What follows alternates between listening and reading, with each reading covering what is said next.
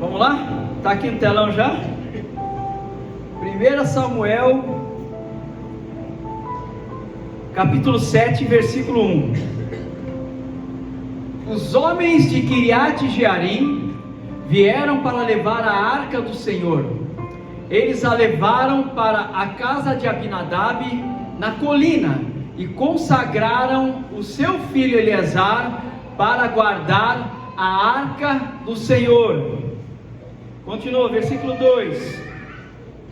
A arca permaneceu em Kiriat Jearim muito tempo. Foram quantos anos, queridos? 20 anos. Todos os israelitas buscavam o Senhor com súplicas. Agora vamos para o outro texto, 2 Samuel capítulo 6, versículo 11. 2 Samuel capítulo 6, versículo 11 diz assim: a arca do Senhor ficou na casa de Obed-edom, o giteu, por 3 meses, e o Senhor o abençoou em todo e a toda a sua família. Feche teus olhos. Senhor, te pedimos, Espírito Santo, que o Senhor tome o nosso coração, nosso espírito, a nossa alma, todo o nosso corpo cativo à tua palavra neste momento, Senhor.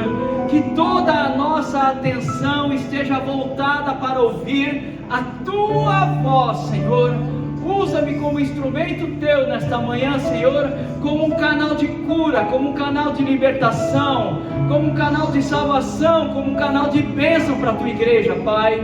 Em nome de Jesus eu consagro a minha vida, consagro a vida dos meus irmãos a Ti, Jesus. Consagro todo este lugar a Ti, Jesus. Reina sobre as nossas vidas, é o que eu te peço, em nome de Jesus. Amém. Pode se assentar. Amém? Em nome de Jesus.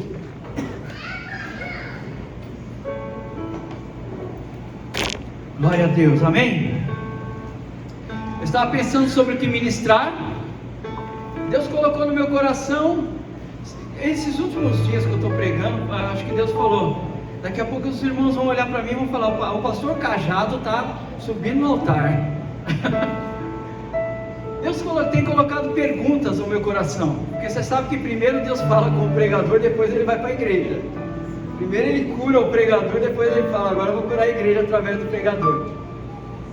E o tema da palavra de hoje é: em que nível está o seu relacionamento com Deus? Em que nível está o seu relacionamento com Deus? Se Deus, Ele chegasse para você agora, aí pertinho, tete a tete, do seu ladinho, abraçasse você e falasse assim: qual é o nível do nosso relacionamento? Nós estamos brigados ou nós estamos bem?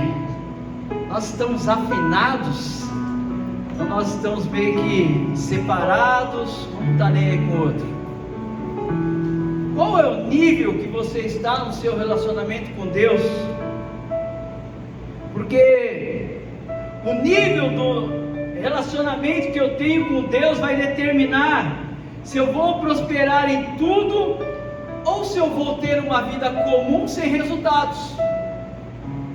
O nível do meu relacionamento com Deus, para fortalecer a sua mente, ele vai demonstrar se eu sou uma pessoa que tenho vitórias, conquistas, vivo no sobrenatural, ou se eu vou ter uma vida comum.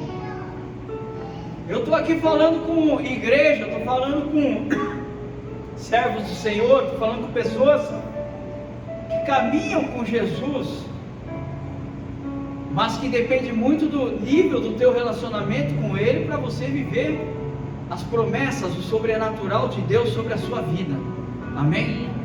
Daqui a pouco nós vamos falar um pouco sobre esses 2 homens ao qual nós lemos, Abinadab e sua família, e Obed-edom e sua família. Mas antes eu queria, nessa introdução, falar um pouco sobre aquilo que é o nosso nível de relacionamento com Deus.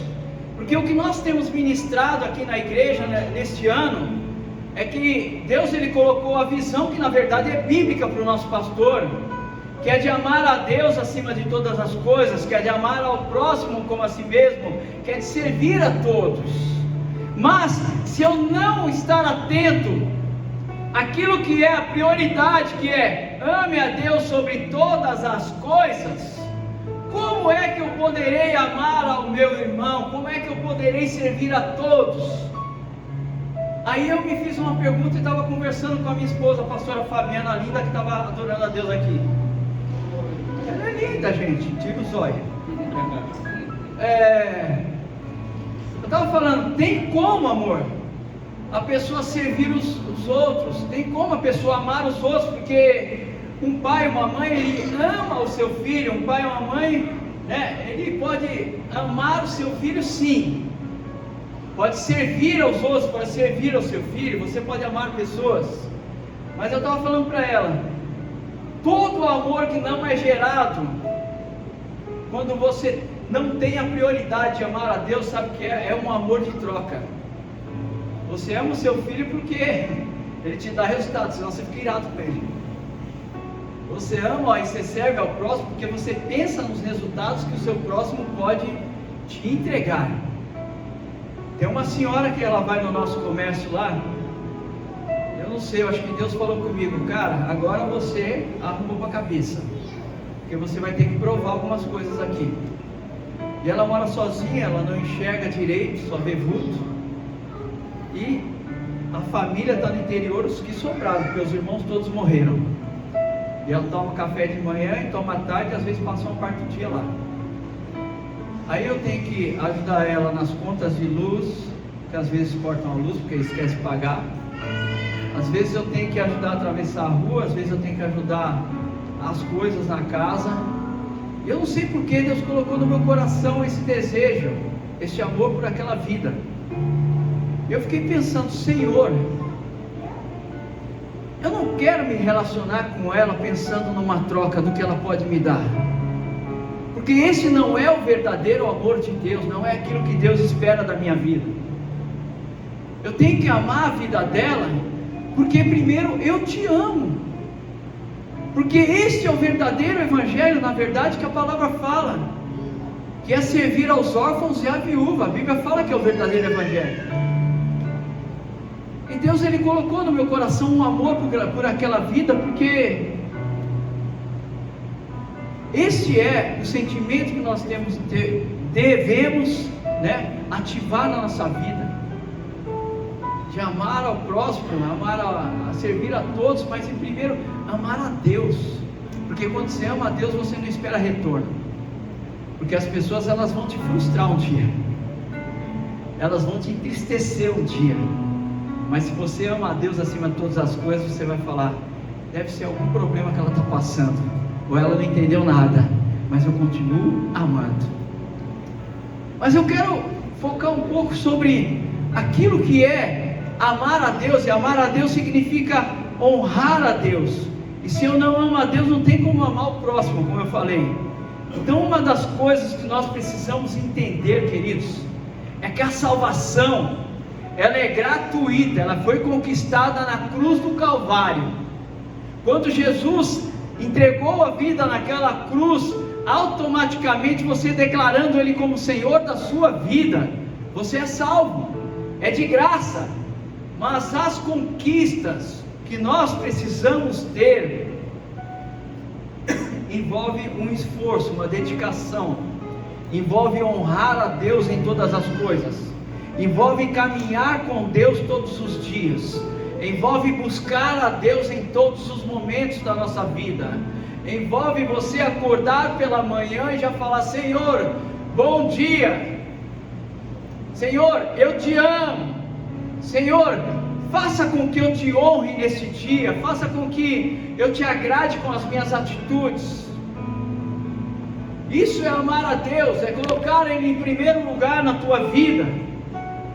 E para ilustrar isso, eu queria falar um pouco sobre o texto que nós vemos da Arca do Senhor. Nos dois textos fala sobre a Arca do Senhor na casa daquelas duas famílias.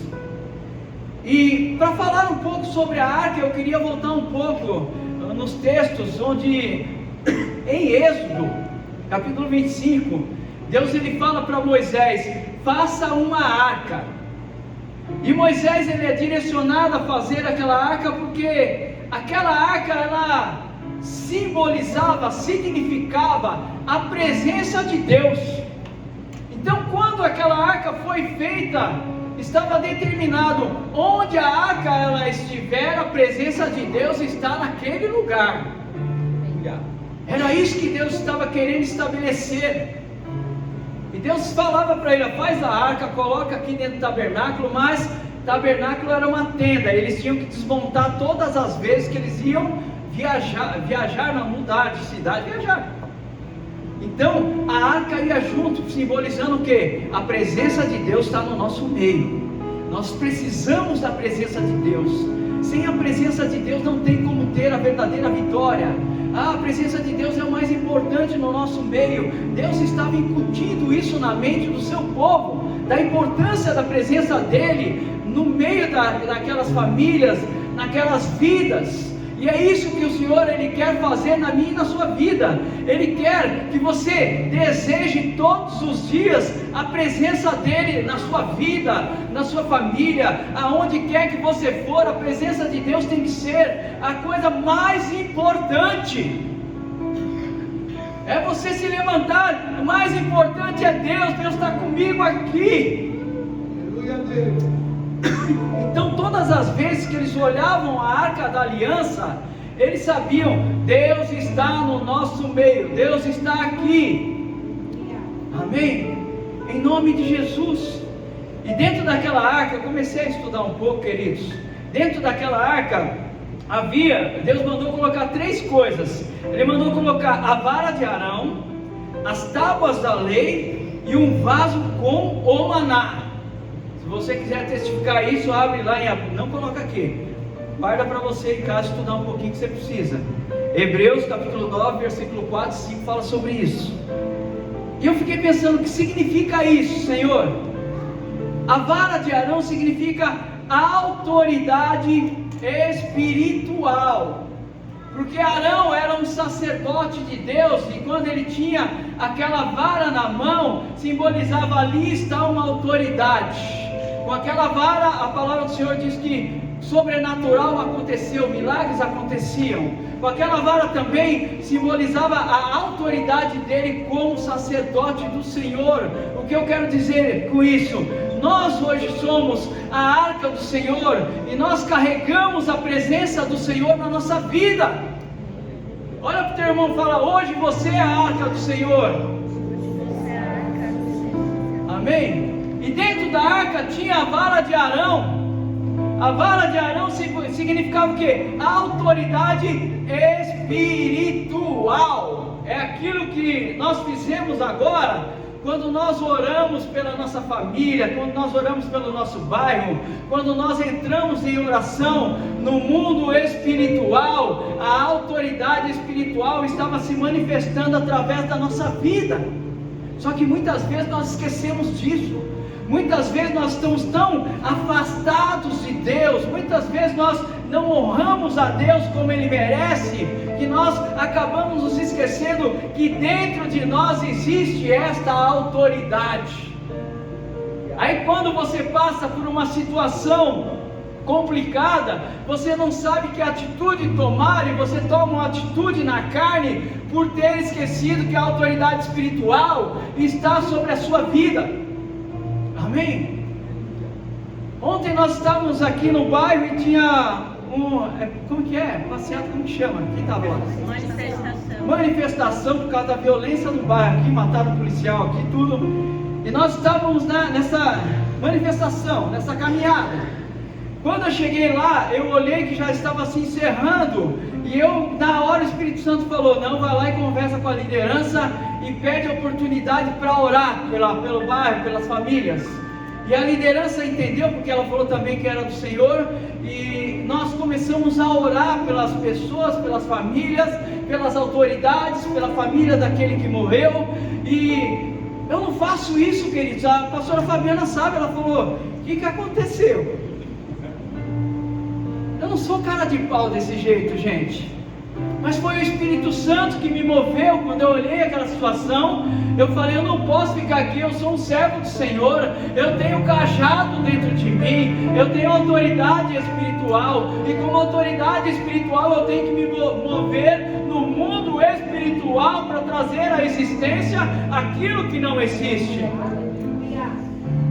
Eu pedi para todos levantarem as mãos. Eles levantaram as mãos e começamos a orar e a entrar em batalha espiritual, porque a nossa luta não é contra carne e sangue, mas é contra principados, potestades, entendeu? E os demônios. E eu entrei no mundo espiritual com aquele povo, e nós oramos. Sabe por quê, queridos? Quando você caminha com Deus, quando você ama a Deus acima de todas as coisas, quando você se relaciona com Deus mais profundamente, deixa eu tomar uma aguinha.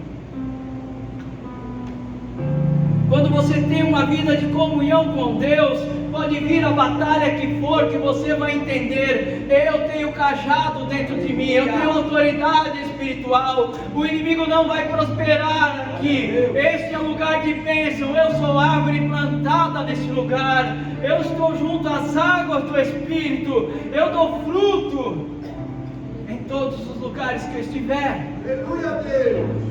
Amém. Em nome de Jesus. Qual é a segunda coisa que tinha dentro daquela arca?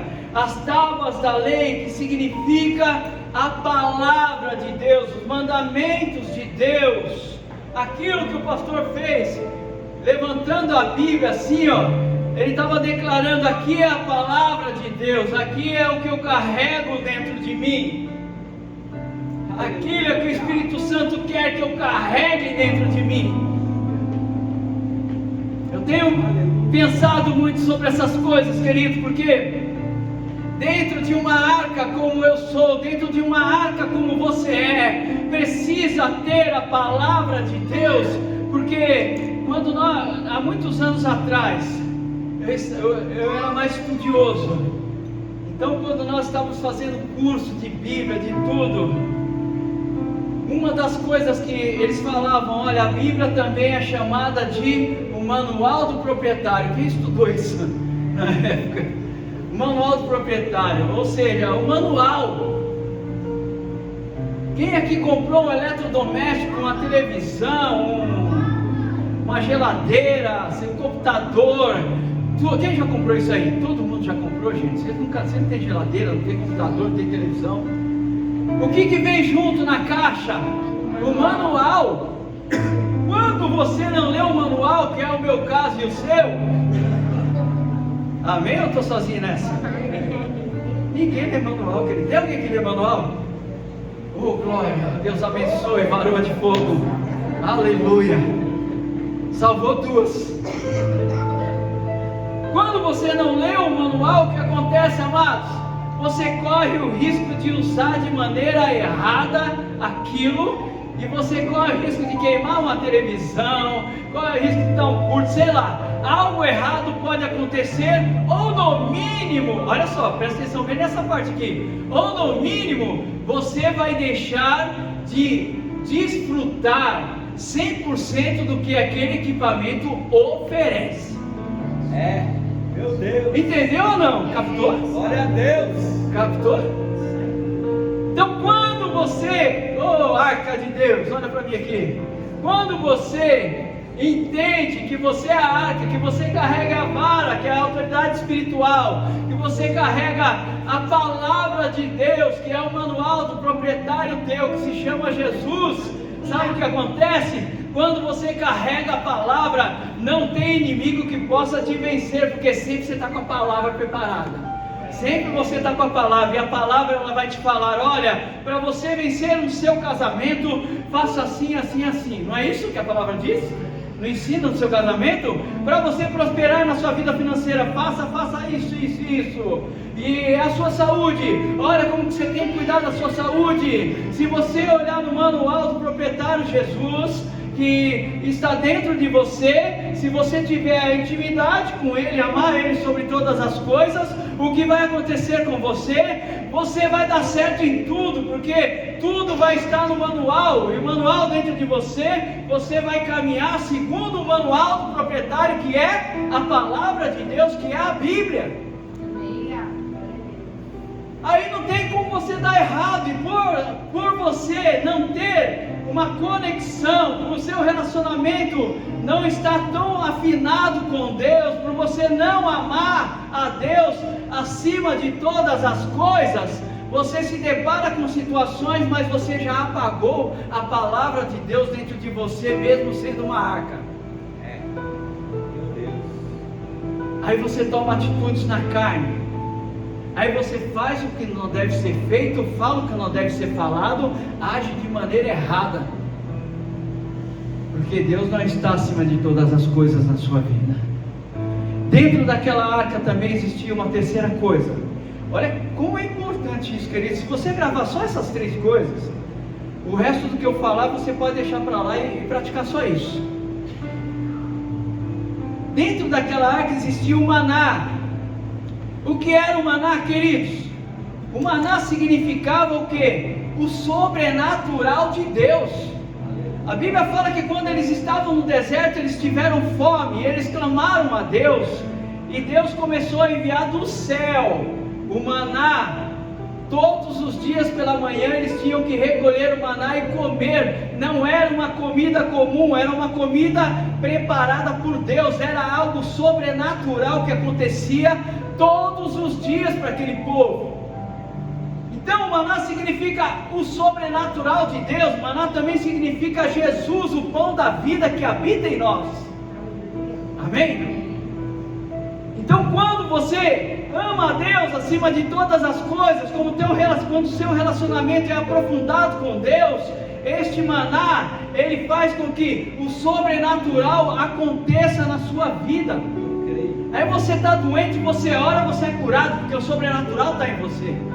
Aí você está desempregado, você ora, Pai, abre uma porta de emprego, daqui a pouco a porta está aberta de um emprego muito abençoado para a tua vida. Aí você está numa contenda, numa confusão dentro da sua casa, você não sabe o que está acontecendo, daqui a pouco você lembra, o maná está dentro de mim, o sobrenatural está em mim, eu declaro a paz e a paz se estabelece sobrenaturalmente na tua casa, porque o maná está dentro de você, o sobrenatural é você. Amém? Em nome de Jesus.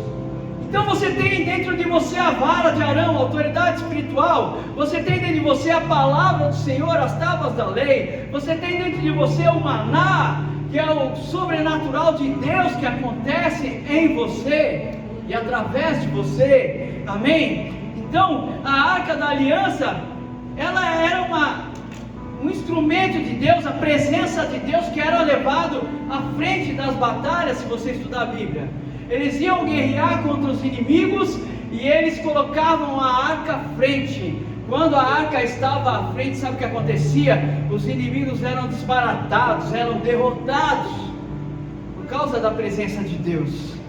Mas agora vem uma outra coisa.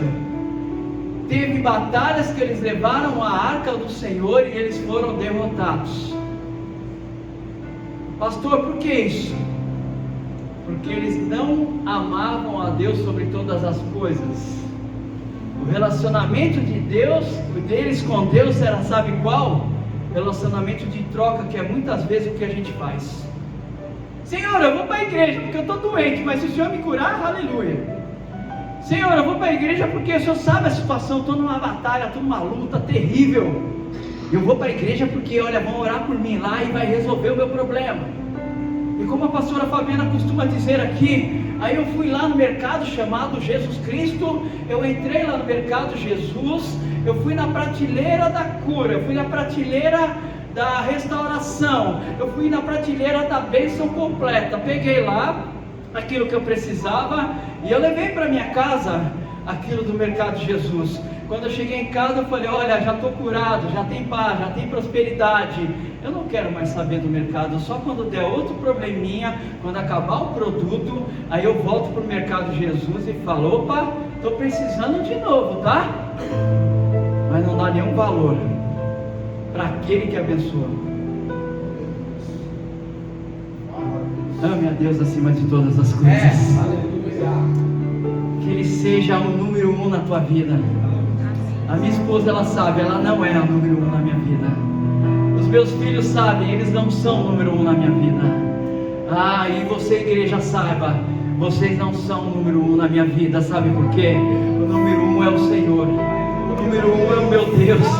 Eu sei de onde Ele me tirou, eu sei onde Ele me colocou, e eu sei que a obra só começou na minha vida, eu sei aonde Ele vai me levar. Então a Ele toda a honra, toda a glória e todo o louvor. Aleluia!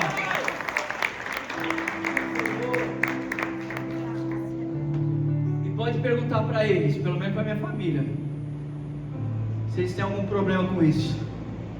Não sabe por quê? Porque todos estão sendo instruídos a amar a Deus sobre todas as coisas. E se não está amando, vai amar. Amém? Amém. Família. Eu pego no pé de altar.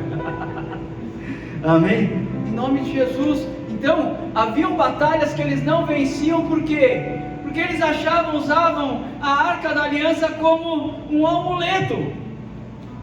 Sabe, queridos, quem aqui já fez isso? Olha, a mentira não é de Deus.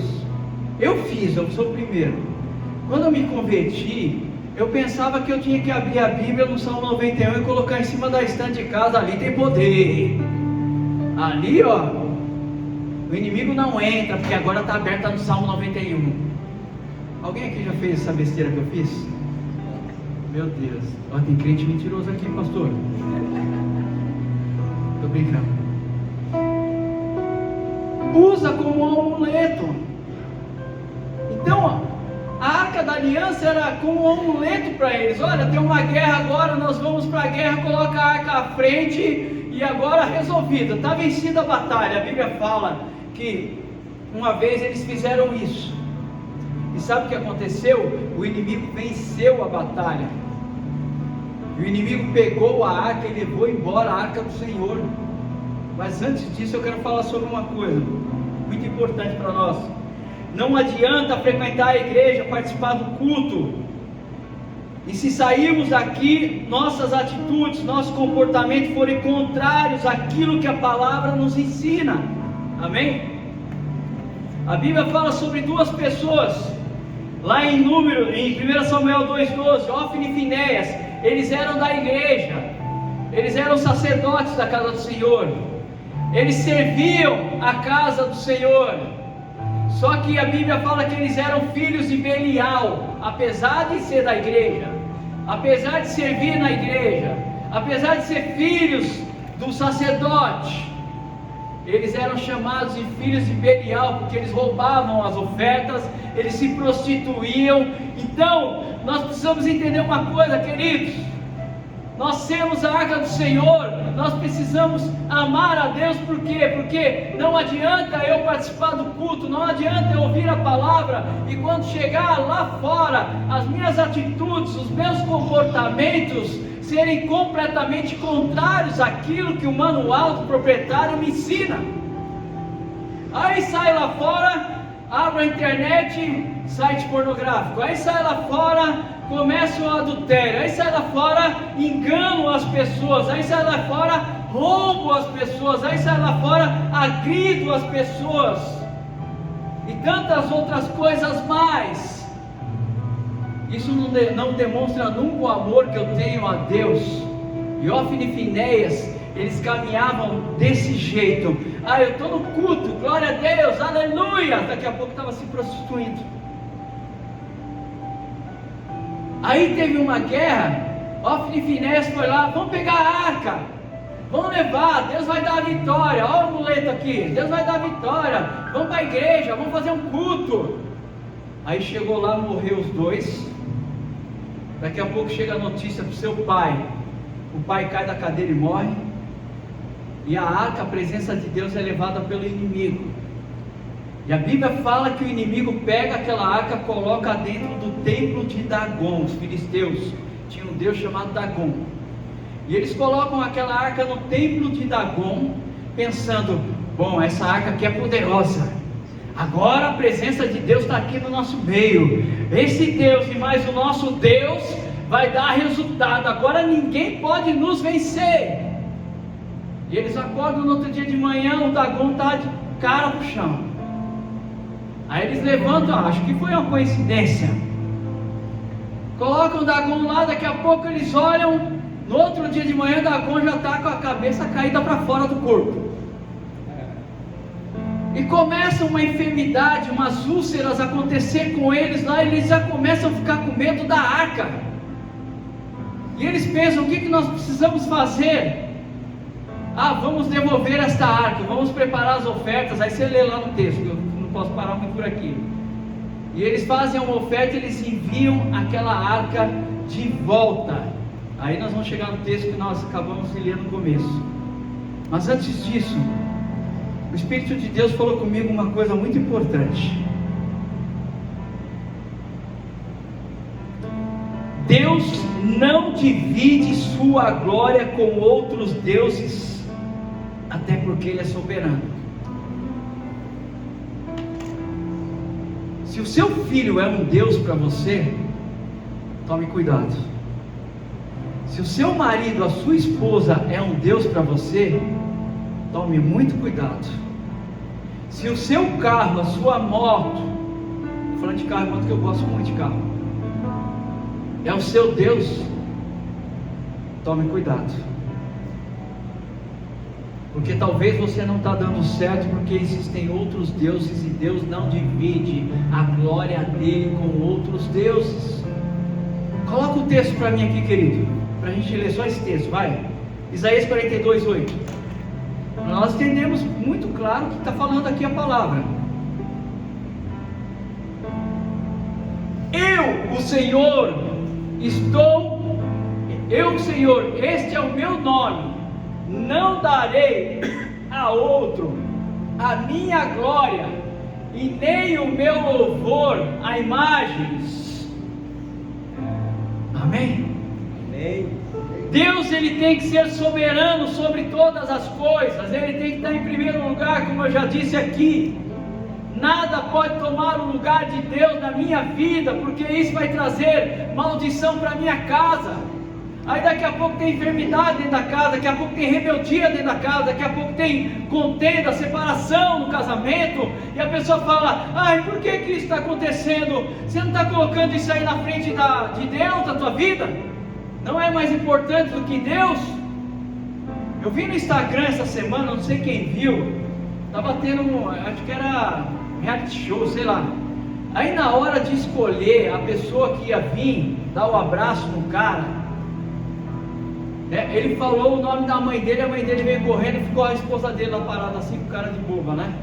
Olhando a cena, e a mãe dele pulava e agarrava e grudava nele assim, sabe, de um jeito.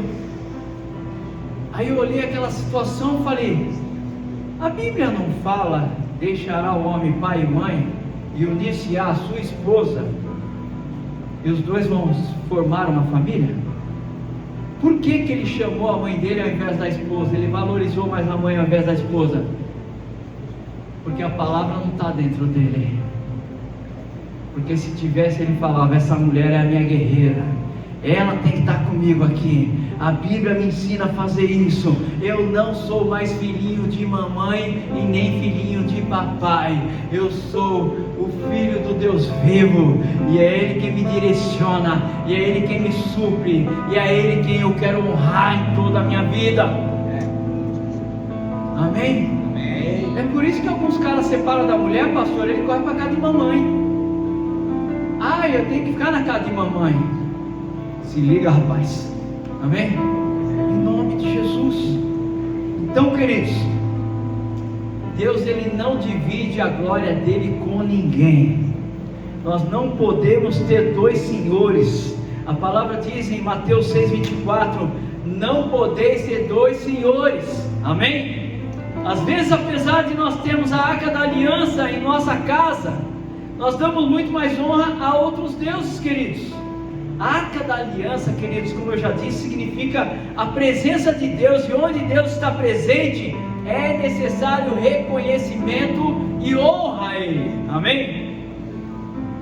A Bíblia fala no texto, agora vamos para o texto que nós lemos. Nós já sabemos agora o que é a arca. A Bíblia fala que Abinadab, ele recebe a arca do Senhor. Olha, separaram Abinadab e sua família para cuidar da arca do Senhor. Aí pegam a arca que veio dos filisteus lá, com a oferta, tudo, e eles levam a arca até a casa dessa família. Eles colocam a arca na casa de Abinadab, e o que acontece? A arca fica 20 anos naquela casa, e nós não vemos nada acontecer. As escrituras não falam que aconteceu nada naquela família, queridos. E Deus me levou a João capítulo 15, versículo 16, que o menino vai colocar agora aqui. João capítulo 15, versículo 16, já estou terminando. Em que a Bíblia, ela fala assim, João 15, 16: vocês não me escolheram, mas eu os escolhi e designei para que vão e deem fruto, um fruto que permaneça, a fim de que o Pai Pai dê a vocês o que pedirem em meu nome. Prestou atenção no texto que você acabou de ler agora? Deus, ele tinha separado a família de Abinadab para cuidar da arca. Então a arca dentro da casa dele era para fazer com que o sobrenatural de Deus acontecesse todos os dias. Tinha sido separado. Então aqui, ó, o que vocês pedirem em meu nome, o Pai ia dar. Então quando você é uma arca de Deus, você tem a vara que é a autoridade, você tem a palavra do Senhor dentro de você, você tem o maná que é o sobrenatural de Deus na tua vida. Não tem como você viver uma vida comum, sendo que você tem o sobrenatural dentro de você. Amém? Não tem como você viver como uma pessoa comum. Abinadab tinha tudo para viver milagres, maravilhas, o sobrenatural na vida dele, e foram 20 anos sem acontecer nada. E Deus me falou para te fazer uma pergunta hoje: quanto tempo que a arca da aliança, a presença de Deus, está na sua casa? O que tem acontecido aí na sua casa? O que Deus tem feito aí, queridos? Pastor, tem 30 anos que eu sou convertido, eu não tenho um testemunho de um milagre sequer. Tem alguma coisa errada acontecendo. Amém?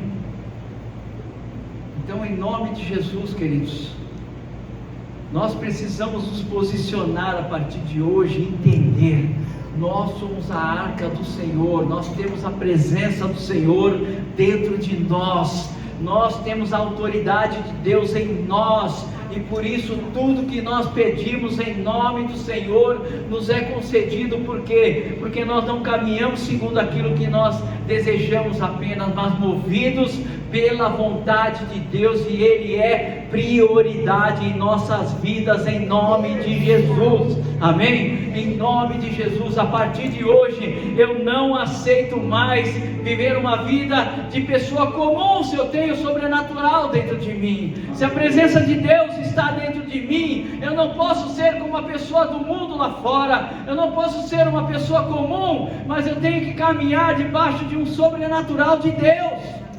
Amém? Porque foi isso que aconteceu. A palavra do Senhor diz que quando a arca da aliança ela entra na casa de Obed-Edom, em 3 meses a vida dele foi completamente mudada. A Bíblia fala que em 3 meses aconteceram coisas sobrenaturais dentro daquela casa. Agora, por que aconteceu, queridos? Porque a arca não era qualquer coisa que estava na casa dele, mas ele valorizava todos os dias. Eu posso começar a imaginar Obed-Edom acordando. Quem consegue pensar nisso? Que honra ter essa arca dentro da minha casa. Meu Deus, o Senhor está presente. Eu sinto a tua presença neste lugar, eu sinto a tua glória. Eu quero te louvar, eu quero te engrandecer, eu quero te exaltar.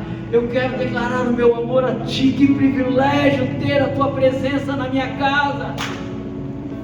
Eu creio que todos os dias ele fazia isso, e Deus olhava para Obed-Edom. O que você precisa? Você precisa de cura, ser curado. Você precisa de prosperidade, toma aí tudo que você precisa de prosperidade. Você precisa de paz, toma aí paz. Você precisa de alegria, toma aí alegria. Você precisa de disposição, toma aí disposição. E Obed-Edom ia só glorificando a Deus. Amados, sabe o que significa Obed-Edom? Obed-Edom significa servo ou adorador. Aqui está a chave para a gente encerrar. Começa a servir mais ao Senhor. Meu Deus. Fica olhando para tudo que é lado. Eu tenho que servir a Deus em algum lugar. Ontem, quando eu estava lá naquela manifestação, eu falei, eu tenho que servir a Deus nesse lugar. Quando eu vejo aquela velhinha chegando para tomar o café da manhã, eu não olho ela como peso, eu olho como uma pessoa que eu posso servir. Quando eu venho para a igreja pregar a palavra, ou ser um adorador aí embaixo, eu dou o meu melhor, porque eu preciso servir a Deus todos os dias. Porque Deus, ele tem que ser prioridade na minha vida. E Obed-Edom também significa adorador. Obed-Edom, adorador, ele adorava a Deus todos os dias. E sabe o que a palavra diz? Quando a arca saiu da casa de Obed-Edom, ele largou tudo e começou a ir onde a arca estava. Ele queria estar perto, ele queria continuar adorando, ele queria continuar honrando a Deus. Sabe por quê, queridos? Quando você entende a importância da presença de Deus na tua vida, como você ama a Deus acima de todas as coisas, você já não vai para a presença dele somente pelas bênçãos, mas a sua prioridade é adorar Ele, independente do momento que você está vivendo, daquilo que Ele te deu. A prioridade dele sempre será o Senhor. Você sempre vai adorar o Senhor. Coloque-se em pé no teu lugar. Glória a Deus. Tem um louvor, mudei aí o repertório, tá? Tem um louvor aí que fala assim: eu me rasgo. Calma aí, daqui a pouco só vai introduzindo. Amém? Sabe por quê? Porque quando Obed-Edom, ele entendeu que Deus era muito mais importante do que o que Deus fez na casa dele. Porque agora ele não queria mais só as bênçãos, mas ele queria Deus. Deus era tudo que ele desejava. Então, quando Davi foi lá buscar a arca para levar para Jerusalém, ele foi junto. Ele largou tudo porque ele queria a presença de Deus. Ele queria adorar a Deus, ele queria servir a Deus. A presença de Deus era muito importante para ele. Eu não quero saber se o Senhor me deu casa, me deu carro, eu não quero saber de nada disso. Agora que eu tenho tudo isso, nada disso é tão importante como a presença do meu Deus. Aí nós vamos ler um salmo antes de nós adorarmos. Salmo de número 100, abre aí. Tem tudo a ver. Eu quero que vocês leiam junto comigo esse salmo. Salmo número 100. É ele inteiro, tá? Então vamos aí? Aclamem o Senhor todos os habitantes da terra. Vamos lá. Prestem culto ao Senhor com alegria. Entrem na sua presença com cânticos alegres. Reconheçam que o Senhor é Deus. Ele nos fez e somos dele. Somos o seu povo, rebanho do seu pastoreio. Entrem pelas suas portas com ações de graça e nos seus átrios com louvor. Dêem graças e bendigam o seu nome. Pois o Senhor é bom e o seu amor leal dura para sempre. A sua fidelidade permanece por todas as gerações. Aleluia. Chegou uma hora que o Obed-Edom estava nesse salmo já. Eu não quero saber do que ele me deu. Eu quero a presença dele. Porque a presença dele é muito mais importante do que tudo na minha vida. Fecha os teus olhos. Comece a adorar o Senhor aí no teu lugar. Fala: Senhor, hoje eu entendi a importância do Senhor na minha vida. Eu tenho muitos problemas, Senhor, para serem resolvidos, mas hoje eu quero te adorar. Hoje eu quero te agradecer. Me perdoa por não reconhecer que eu tenho que amar a Deus sobre todas as coisas. Me perdoa, Pai.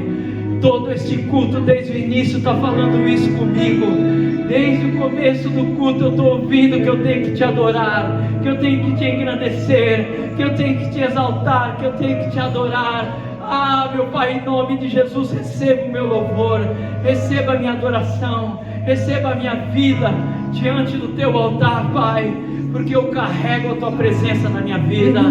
Aleluias. Por inteiro